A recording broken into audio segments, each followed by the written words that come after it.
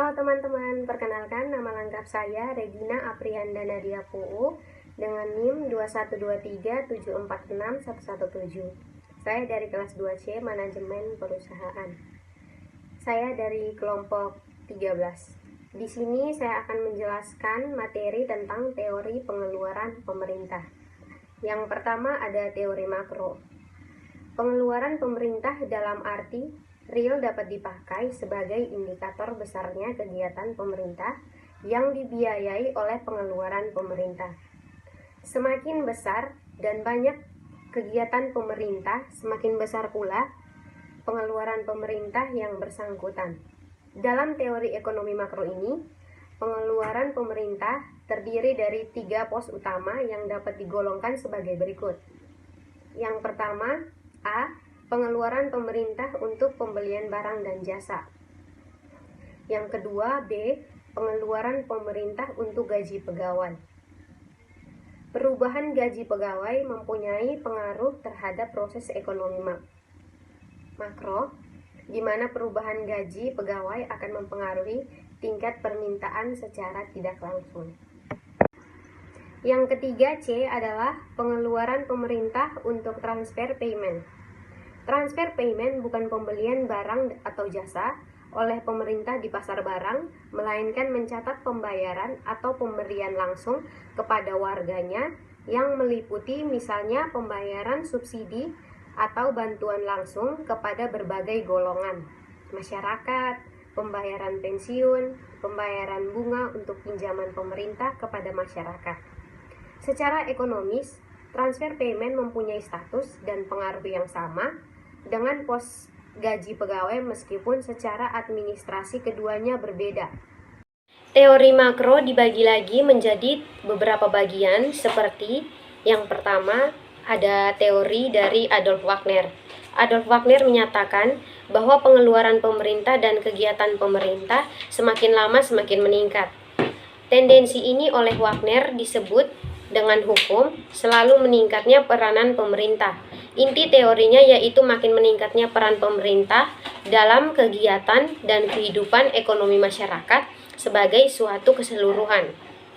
Wagner menyatakan bahwa dalam satu perekonomian apabila pendapatan per kapita meningkat, maka secara relatif pengeluaran pemerintah pun akan meningkat, terutama disebabkan karena pemerintah harus mengatur hubungan yang timbul dalam masyarakat, hukum, pendidikan, rekreasi, kebudayaan, dan sebagainya. Berkaitan dengan hukum Wagner, dapat dilihat beberapa penyebab semakin meningkatnya pengeluaran pemerintah, yakni meningkatnya fungsi pertahanan keamanan dan ketertiban, meningkatnya fungsi kesejahteraan, meningkatnya fungsi perbankan, dan meningkatnya fungsi pembangunan. Hukum Wagner dapat diformulasikan sebagai berikut. Berdasarkan pandangannya pada suatu teori yang disebut Organic Theory of State, yaitu teori organis yang menganggap pemerintah sebagai individu yang bebas bertindak terlepas dengan masyarakat lain. Kurva di atas menunjukkan secara relatif peranan pemerintah semakin meningkat. Yang kedua ada teori dari Pichok dan Wiseman. Teori mereka didasarkan pada suatu analisis penerimaan pengeluaran pemerintah. Pemerintah selalu berusaha memperbesar pengeluarannya dengan mengandalkan memperbesar penerimaan dari pajak, padahal masyarakat tidak menyukai pembayaran pajak yang besar untuk membiayai pengeluaran pemerintah yang semakin besar tersebut. Meningkatnya penerimaan pajak menyebabkan pengeluaran pemerintah juga semakin meningkat. Dalam keadaan normal, meningkatnya GNP menyebabkan pemerintah yang semakin besar, begitu juga dengan pengeluaran pemerintah menjadi semakin besar.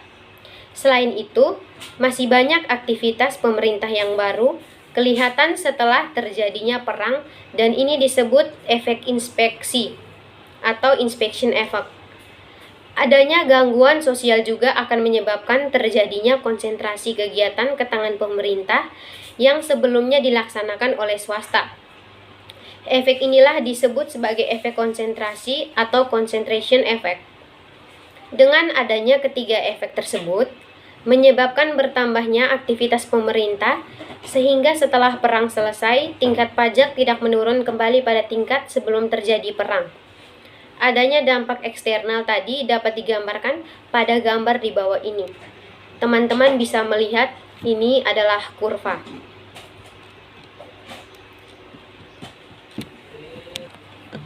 Dalam keadaan normal, T ke T plus 1, pengeluaran pemerintah dalam persentase terhadap GNP meningkat sebagaimana yang ditunjukkan garis AG. Apabila pada tahun terjadi pada perang, maka pengeluaran pemerintah meningkat besar, AC, dan kemudian meningkat seperti yang ditunjukkan pada segmen CD. Setelah perang selesai, pada tahun T plus 1, pengeluaran pemerintah tidak menurun ke G. Hal ini disebabkan setelah perang, pemerintah membutuhkan tambahan dana untuk mengembalikan pinjaman pemerintah yang digunakan dalam pembiayaan pembangunan. Berbeda dengan pandangan Wagner, perkembangan pengeluaran pemerintah versi Pichok dan Huysmans tidaklah berbentuk suatu garis seperti kurva di bawah, tetapi terbentuk seperti tangga. Pengeluaran pemerintah menurut teori Wagner, Solow, dan Musgrave digambarkan dalam bentuk kurva yang eksponensial. Sedangkan teori Pichok dan Huysmans mengatakan bahwa pengeluaran pemerintah jika digambarkan dalam kurva. Jadi, yang ketiga, teori batas kritis Choline-Clark. Dalam teorinya, Choline-Clark mengemukakan hipotesis tentang batas kritis perpajakan. Toleransi tingkat pajak dan pengeluaran pemerintah diperkirakan kurang dari 25% dari GNP, meskipun anggaran belanja pemerintah tetap seimbang. Dikatakan bahwa jika kegiatan sektor pemerintah yang diukur dengan pajak dan penerimaan-penerimaan lain melebihi 25% dari total kegiatan ekonomi, maka yang terjadi adalah inflasi. Dasar yang dikemukakan adalah bahwa pajak yang tinggi akan mengurangi gairah kerja. Akibatnya produktivitas akan turun dengan sendirinya dan ini akan mengurangi penawaran agregat. Di lain pihak, pengeluaran pemerintah yang tinggi akan berakibat pada naiknya permintaan agregat. Yang kedua ada teori mikro. Tujuan dari teori mikro mengenai perkembangan pengeluaran pemerintah adalah untuk menganalisis faktor-faktor yang menimbulkan permintaan akan barang publik dan faktor-faktor yang mempengaruhi tersedianya barang publik. Interaksi antara permintaan dan penawaran untuk barang publik menentukan jumlah barang publik yang akan disediakan melalui anggaran belanja. Jumlah barang publik yang akan disediakan tersebut selanjutnya akan menimbulkan permintaan akan barang lain.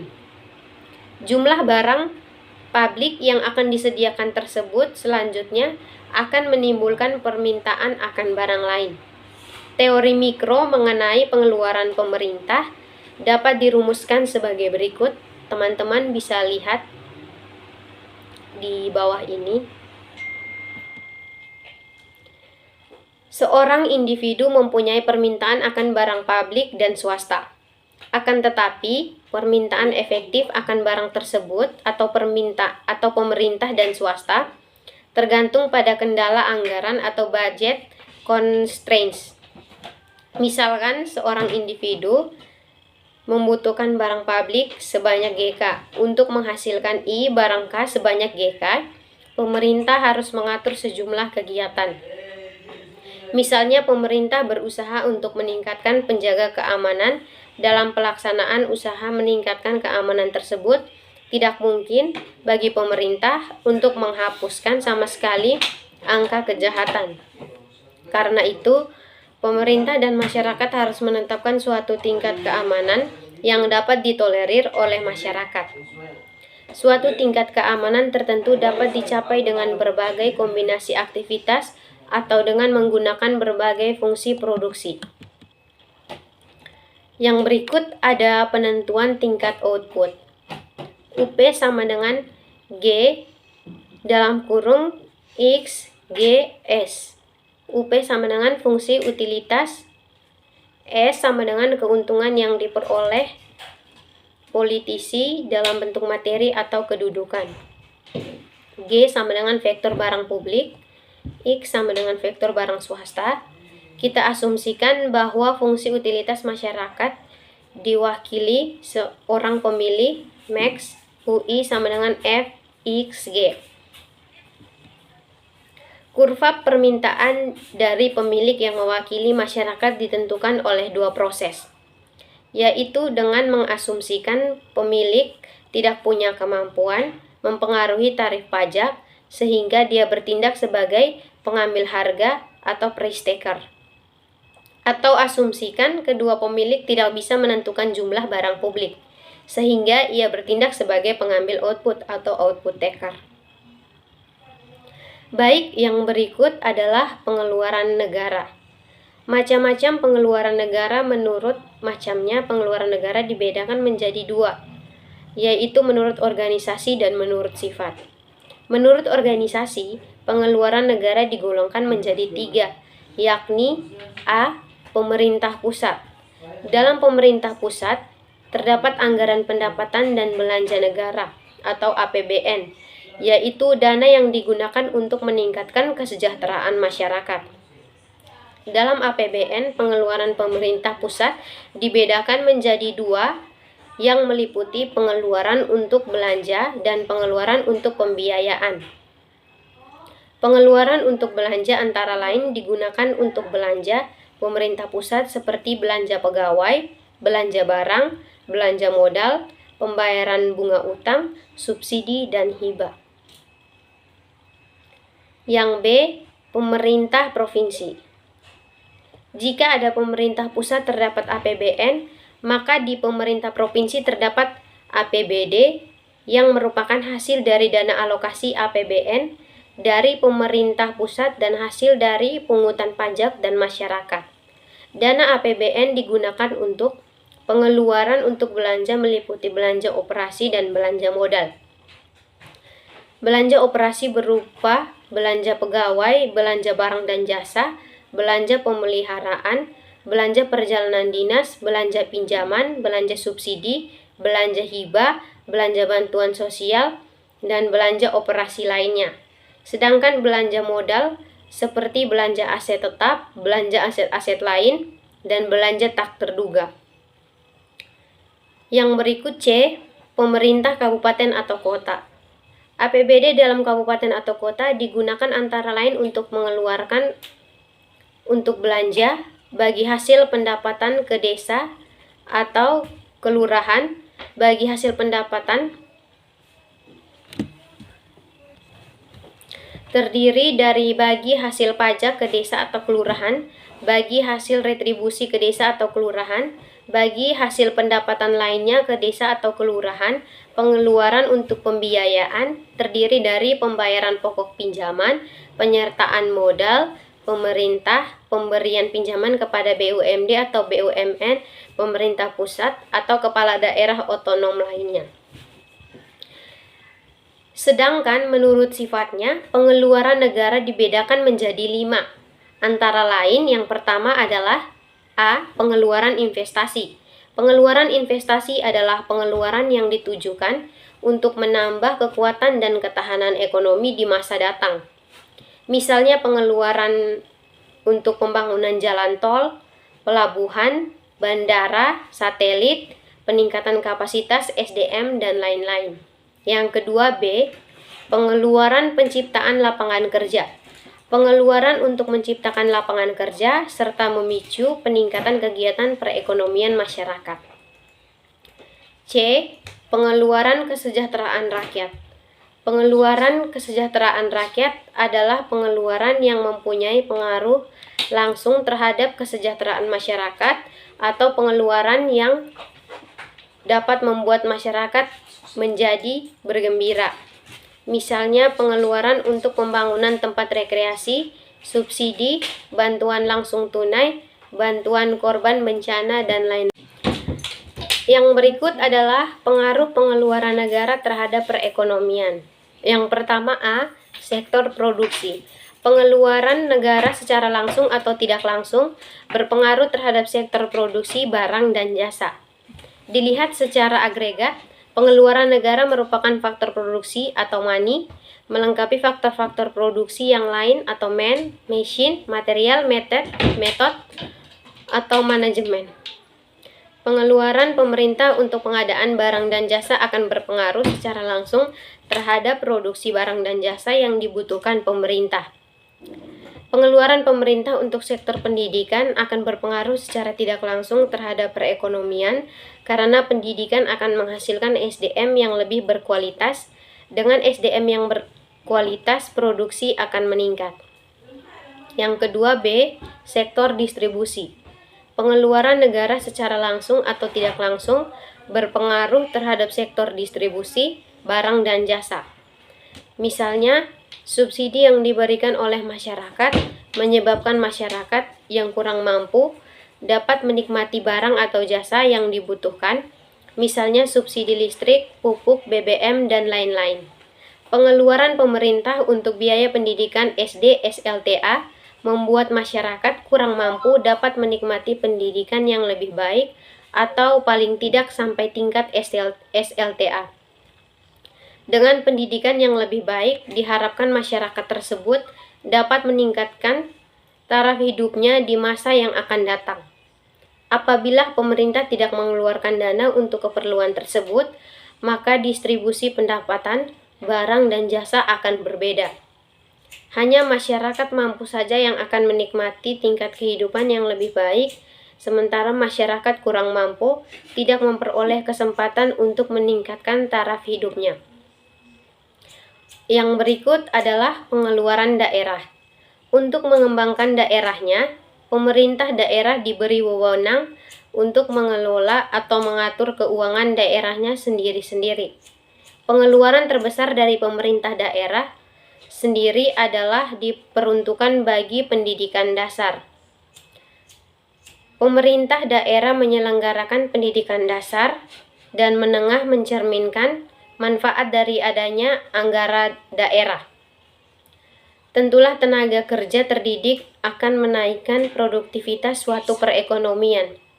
Selain untuk pendidikan, pemerintah daerah juga membelanjakan jumlah terbesar untuk berbagai pelayanan-pelayanan umum, antara lain pemadam kebakaran, polisi, saluran selokan, sanitasi, pengawasan umum, taman-taman dan rekreasi, dan sebagainya. Semuanya ini adalah barang-barang umum dalam pengertian susunan pengeluaran daerah. Ini disusun dengan mengaitkan penerimaan daerah tersebut dalam sebuah susunan sistematis yang dinamakan Anggaran Pendapatan Belanja Daerah atau APBD. Materi yang berikut tentang kebijakan fiskal. A. Kebijakan fiskal.